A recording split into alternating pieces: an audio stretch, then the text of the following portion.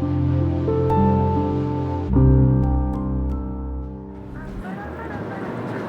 morning.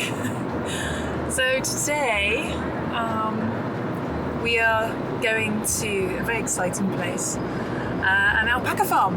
Alpacas are one of my favourite animals. They're so adorable.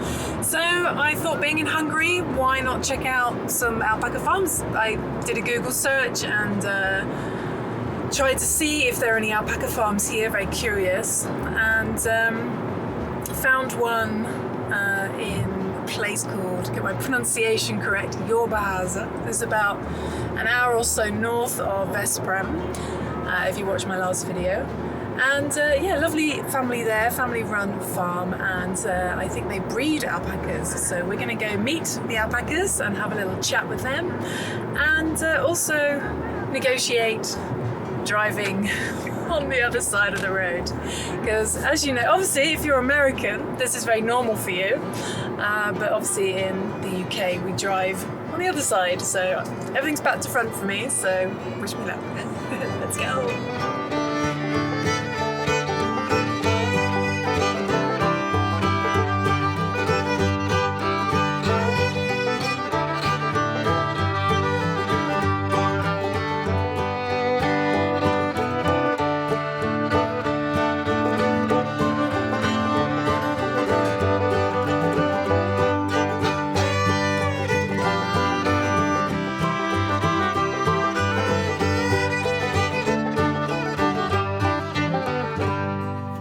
Hi guys, so I'm here with the lovely Heinake and her grandfather, who run an alpaca farm, and it's quite a small alpaca farm, and you've been left in charge from, it's your mum and dad's dream that you said. Yeah, slightly. It was more like, so my dad is Dutch obviously, and my mum is Hungarian, and my mum still lives abroad because of my little brother. Yeah. And I moved to Hungary 2 years ago to continue my studies here in Hungary. And obviously my grandpa was already living here and taking care of the animals. He has been for the past 11 years. And I just took over most of the role in controlling the farm, so communication, etc., as well as our web shop and everything. Yeah. So our main goal is basically to spread as much information about them in Hungary. Did you do courses as well on looking after? Yes, exactly. I've already asked loads of questions off camera, so I'm excited. Yeah, we do courses on how to keep them, how to keep them healthy as well, of course, and we tell them all the information, what you need to know, and this is mostly the basics, of course. Most of the learning comes from experiences when it comes to alpaca breeding. Most of the people in Hungary, though, they keep them as a hobby. So they have like 2-3 animals, and they keep them in the backyard because they're so lovely. They are very, very cute. I don't know if you can see, we're standing in front of the baby alpaca. It's 2 weeks. So cute. These are very high quality alpacas, because to me they just look adorable. I don't mean to brag, obviously. So what makes them really high quality alpacas? So technically what we're looking at is the fleece, obviously, but also the body posture. Okay. So when we talk about quality, it depends on the shows as well, because the shows we go to, they count the fleece for about 60%, and the body posture and every body part of them counts for about 40%. Yeah. But you've got shows where they do 50-50. It depends. In America, I think it's more like 50-50. Yeah. And basically what the jury looks at is how thin the hairs are of the fleece. So the thinner is better? The thinner is better, yeah. And then they're gonna look at the little piece, and they're gonna count each hair, and we get back a graphic.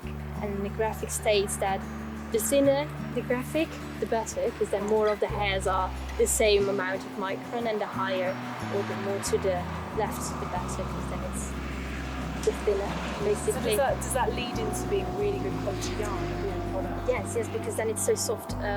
What it comes down to is that when the fleece reaches above 30 micron, it starts to sting when you wear it. Oh, right, okay. So it becomes really uncomfortable to wear it. And, the thinner it is, the better. Yeah. Also, it needs to be shiny, it needs to be structured, and there are many more requirements for the fleece, obviously, what they look at. When it comes to the body posture, they look at the legs. Is it not too shaped, Yeah. X-shaped. They look at the ears, are they not too banana shaped? Because llamas have banana ears and alpacas don't, they have like these straight Much ears. small ears, yeah. Well, my grandpa was actually a physics teacher here in the nearby city in high school. But it's more of a farming school, so they teach the kids about how to use these machines like tractors and etc. Yeah. And so he taught at the school for 30 years, and he knows a lot about farming as well, and also keeping animals. It's kind of So that's quite useful. Yes. And my parents asked him, is he willing to do it?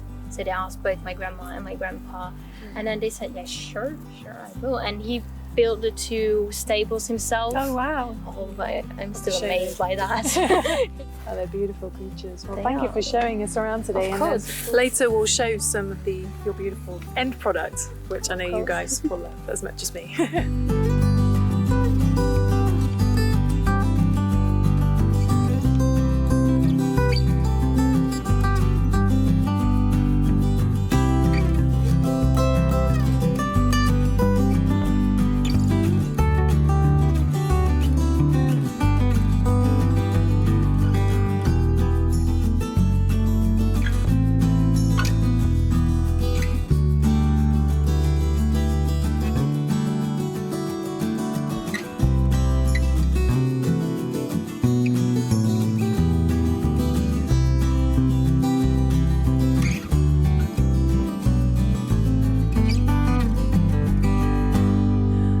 This is some of the yarn from your alpacas. Exactly. And I love the variation in the natural colours. It's amazing, the subtle differences. I mean, the good thing about alpacas is that there are approximately 22 known colours. Wow. So many patterns and so many.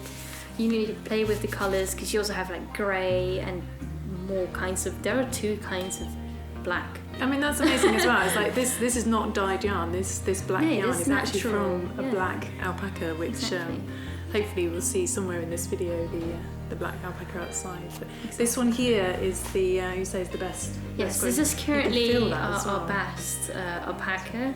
She's about 14 microns at the moment. And so you sell this online? Yes, we've got a lots of buyers as well, mostly like for domestic use. So I want to knit a sweater for my child or my husband or something like that, or a scarf. So because of the prices, sadly, they don't often buy a lot. Yeah, it can be but expensive. we have been approached by a brand not too long ago. By a clothing brand that they would like to purchase a yarn and make something out of it. We've also had buyers that want to make they bulk buy it and then knit something out of it or get it knitted and then sell it further.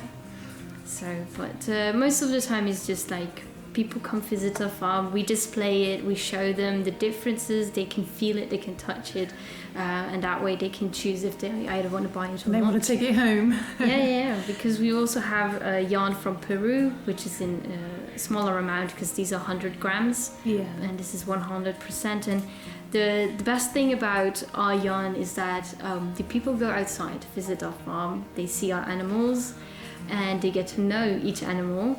And then continue to come to the front of the house and we show them the yarn and it's like, this is this animal, and they were like, wow. Because that's amazing because you can literally outside see the alpaca and then take the fibre home. Exactly. You know where the product is coming from. It's, exactly. Incredible. And so I know the viewers will be wondering, do you ship internationally? So if someone, say from America, wanted to buy some? We haven't yet. You haven't yet? No, I don't know about it because we have mostly have in Hungary, so Hungarian buyers. Most of the people that visit us are from Hungary. We have had some students who study in Hungary from Japan. Oh, okay. We have had people who are moving to Hungary from Russia visit us, for instance. But we have never shipped internationally, honestly. But most of the visitors like that. They can buy the yarn from a specific animal. Yeah, that's incredible. So they can pick the animal and then buy the yarn from. And not that we just like, we want white one and then we send some. Random, No, but they can like choose to buy, for instance, 2 of these. And then they have 2 of these yarn skeins. Skeins. Skeins. Comment below of the same quality. So Yeah. it's not like we mix them up because then one part will start to sting and then the other one. Because there's very subtle differences even in the. It depends on the age. So she's older and you can feel it too. It's not that less. It's not that shiny. And it's very tough. it's still very, very, very soft. And also when you fold it, it, you can see it when you fold it. It's a bit rougher because this one folds smoother. This is really interesting, the subtle differences. Exactly. Thank you for sharing your yarn with us today. So we're going to say goodbye to the village of Jobaháza. Hopefully I pronounced that correctly. You may have noticed a little bit of a continuity error because it's really hot right now, because we've actually gone back a week later just to do some extra filming and also to pick up these cute little, these are actually llamas, but these cute little key rings for the kids, which I forgot to get last time. But we got the yarn from our first visit, this gorgeous alpaca yarn. So hopefully I'm going to design a really cute little alpaca amigurumi or something. So keep an eye out for that pattern and tutorial, and I hope you enjoyed this video. And we're going to head home now and get out the heat, and I'll see you soon for some more vloggy, crafty crochet fun. Thanks for watching, guys. Bye.